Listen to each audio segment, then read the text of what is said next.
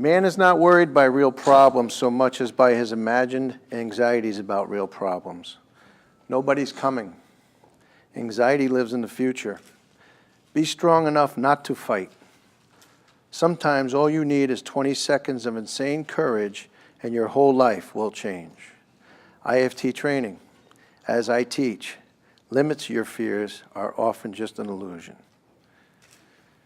That's my positive self-talk that I do when I have anxiety, which I do right now. You're experiencing a level 8 anxiety. Level 9 is the highest. Level 8 it's pretty much up there. Heart's going about 180 beats per minute. Sweaty palms. Senses ready to go. Fight or flight glands ready to go. And during the course of my 10, 15-minute talk, I'm going to give you the levels as I go. I am scared. This is my first time talking in public, but I'm not going anywhere.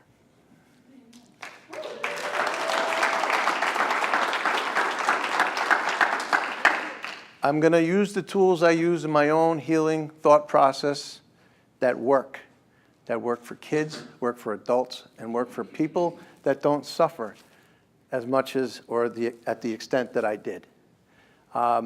As you saw in the video, you saw tunnels, you saw planes, you saw all these different things. And I'm going to be going all around the place, and I know I might get yelled at later on for doing that, but that's just the way I do it. That was at the height of my agoraphobia. Unfortunately, that's when I started my company. I started selling actually for my dad, but then I started my own company, and I actually was petrified to leave my home. Those feelings that I had, the anxiety, the crippling anxiety, was at 1 o'clock in the morning, at 2 o'clock in the morning, essentially afraid to get in my car, forgetting about the sales call that I had to go to. I had to go travel to New York, travel to Maryland, travel to wherever, and compete with 1,200 other competitors. I actually had to get there, and to me, that was the first step. So not only was I fighting my competition, I was fighting myself. So I'm proud of the fact that God gave me the courage and the will and the strength to be able to do that, to fight it for 15, 20 years and build up a very successful company. And I promised to use the word humbly once, to make the money and to be secure all the while going through that. So I'm very, very proud of that fact. Anxiety starts at a very young age. Many of you people from Bradley, and maybe some of you have experienced that or know people that have. It starts at a young age. And for me, it started 8, 9, 10 years old. I remember as a young boy, always worried about my parents, always worried about trying to be a people pleaser. There were certain situations when we went out to dinner. My dad was working 2 jobs. You know, he was a blue-collar guy. And I would always order the cheapest thing on the menu. I'm at a level 7 right now. He would always order the cheapest thing on the menu. I would always order the cheapest thing on the menu. Why? It would break their hearts if they knew I did it now. But it's because I felt bad he was working 2 jobs. Some people are wired that way. That was emotionally, I was tied into what was going on with my parents, my surroundings, even my little friends. Physically, things would happen. If they went out to dinner, whatever they did, my throat would close. So I thought.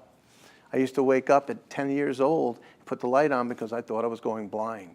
And for some of you, it might be laughable, but I remember this like it was yesterday. And the only way I could think of illustrating it is I developed what's called an anxiety tree. And if you read my book, you might have saw a glimpse of it up there. It's essentially the roots are starting to grow, and the branches are starting, and it's the what ifs, the yeah buts, and the doubt and the fear and so on and so forth. And it starts at a very young age, which is very critical to know. Into my teenage years, nothing changed. I had a lot more fun. I had the nice cars. I dated. I went out. I did everything a teenage guy does, except I had this thing along with me, which was my anxiety tree. And the only thing that happened was more experiences caused more and more doubt and more fear and more I'm not worthy. And where did it come from? I don't know. It just manifest it. And every time I would try to fight it, I was actually watering it, and it would get stronger, and the tentacles would grow. Into my 20s, again, having a great time. Then we got married, and I started my company, and it was in full bloom.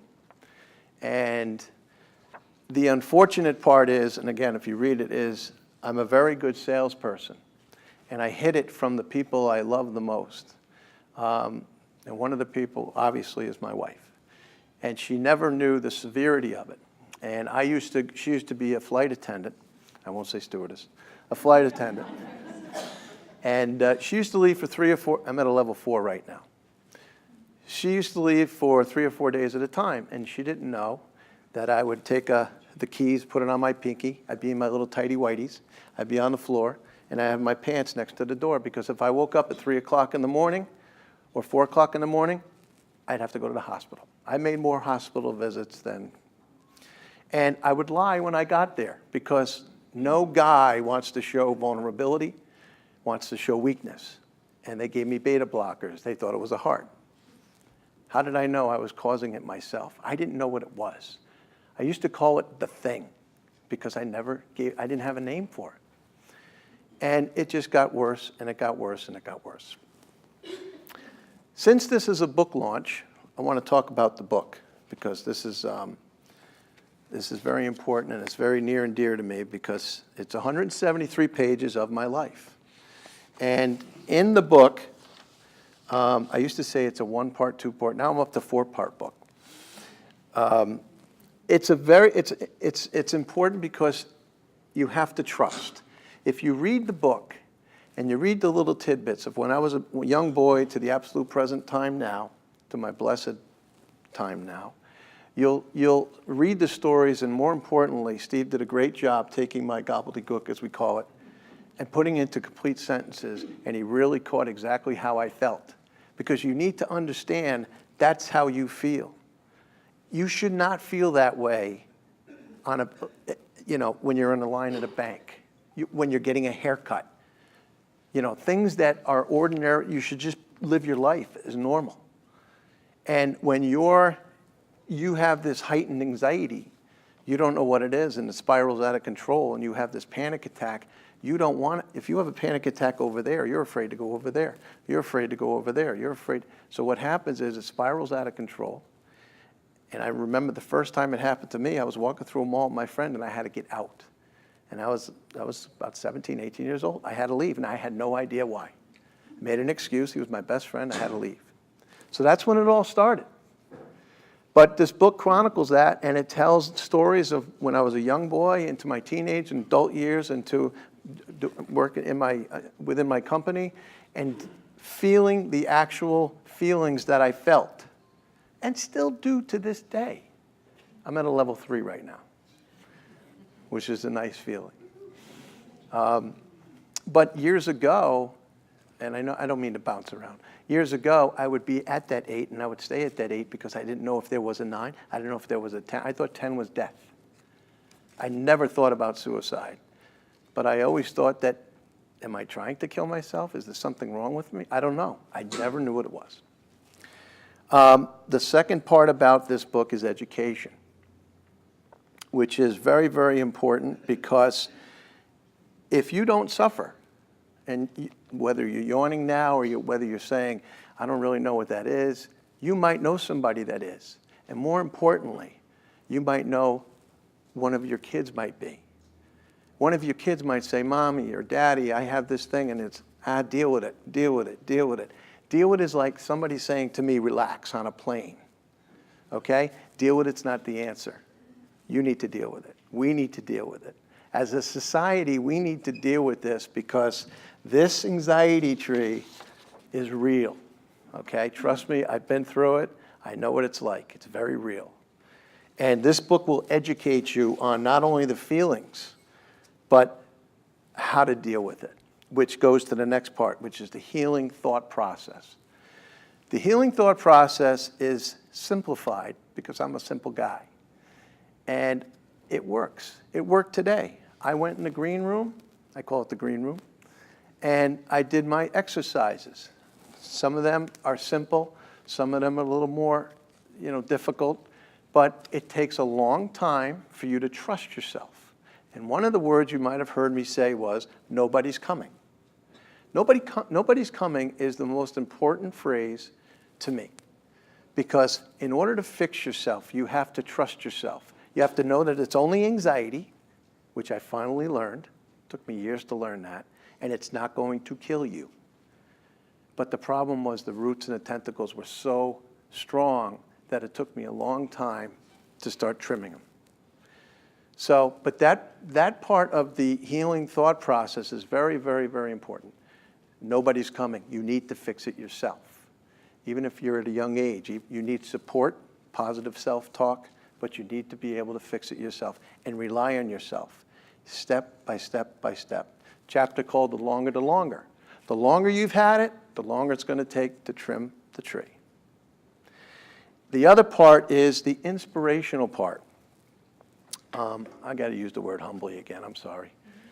I'm a very private person. In fact, there's people in here that I see that I've worked out with, I've drank with, I coached with, our kids are friends together, and they're probably saying I never even knew he had it.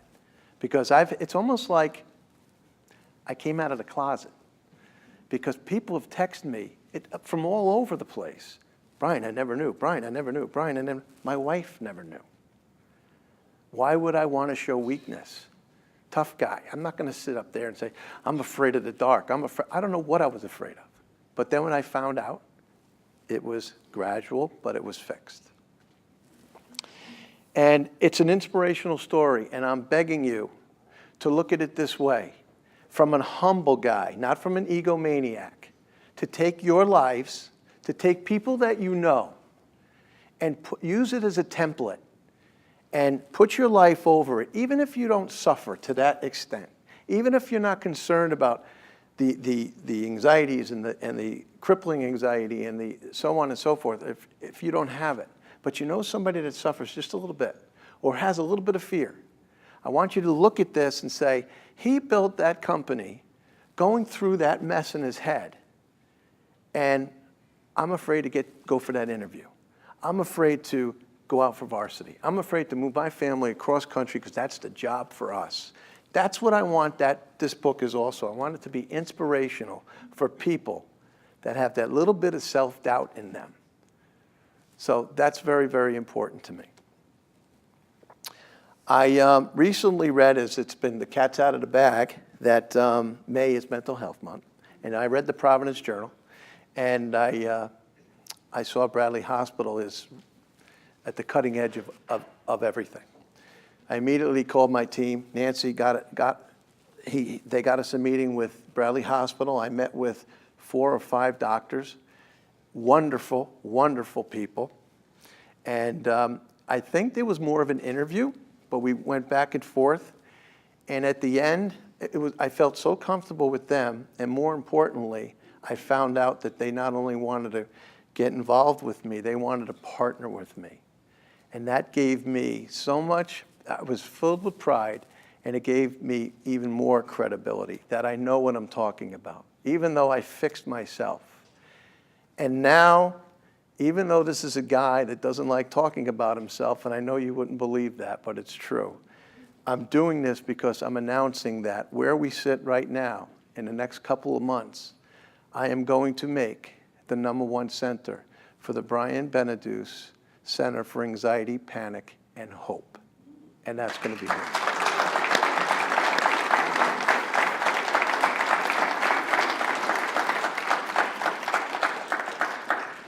I'm also going to implore you to get me into your schools, get me into your churches, get me into the Boy Scouts, the Little Leagues, what have you. All the places I was petrified to talk. And I know we only have a short amount of time, so I want to keep the stories very, very short. But all these places are places of anxiety for me. Anytime you're standing up and the focal point is on you, there's no way out. So that's where the anxiety is. I'm at a level 2, by the way, right now. Next one, I fall asleep. So that's what I want to do. I want to go in and I want to go talk to people and I want to do, and more importantly, I'm going to get more and more involved with Bradley Hospital. And I want to thank them. There are more people here today. I don't know everybody's name, but I think Dan Wall is here. He's the president of Bradley Hospital. You're on the board, I believe. My pleasure. And I also want to thank all the people that came, and I'm also very proud to give them my first check for our profits for the first month of the book launch. Becky, come on up.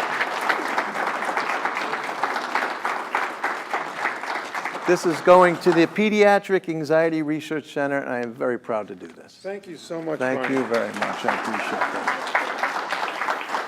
Well, I'm at about an 8 right now.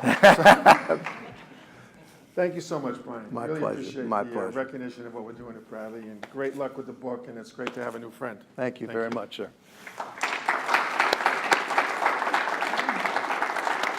This is a party. I'm going to put the music back on. Oh, I didn't call you yet. I'm going to put the music back on. I'm at an 8. I'm going to dance with Barbara, and I'm going to have a beer. But thank you all for coming. But Barbara's going to talk and ask about questions if they have any.